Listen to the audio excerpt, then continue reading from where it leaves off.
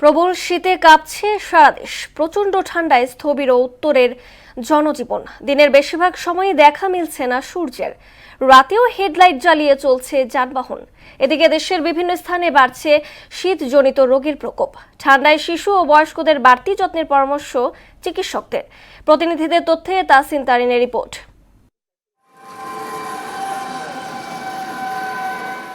তীব্র শীত ও ঘন কুয়াশায় কাহিল জনজীবন। কয়েকদিনে শীতের তীব্রতা বেড়েছে। রোববার রংপুর জেলায় সর্বনিম্ন তাপমাত্রা রেকর্ড করা হয় 13 ডিগ্রি সেলসিয়াস।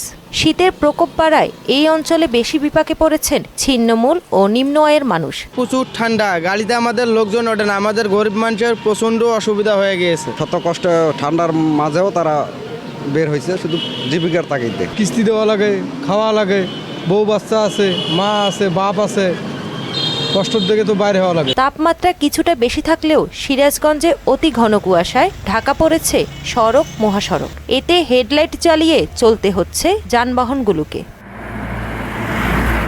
এদিকে ফেনীতে ঠান্ডাজনিত রোগে আক্রান্ত হচ্ছেন শিশু ও বয়স্করা। এই কারণে ভিড় বেড়েছে জেলার 250 শয্যা জেনারেল হাসপাতালে। সর্দি, কাশি, জ্বর, নিউমোনিয়া, শ্বাসকষ্ট ও ডায়রিয়া সহ নানা রোগ নিয়ে ভর্তি হচ্ছেন রোগীরা। লেবুনাজার দেওয়া হয়, না দিলে রোগী অসুস্থ হয়ে যায়। ঠান্ডা থেকে নিউমোনিয়া হয়ে গেছে আর কি, জ্বর কাশি এগুলো। বাচ্চার ডায়রিয়া 4-5 দিন দিয়ে ফার্মেসিতে ওষুধ খাওয়াইতেছে, কোনো কাজ করে না।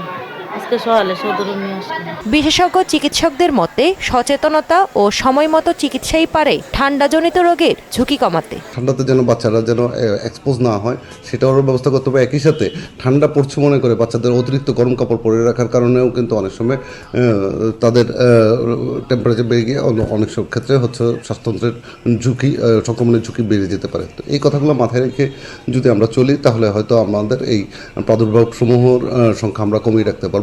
গরম পোশাক ব্যবহারের পাশাপাশি জ্বর বা শ্বাসকষ্ট দেখা দিলে দ্রুত চিকিৎসকের শরণাপন্ন হওয়ার পরামর্শ দিচ্ছেন চিকিৎসকরা।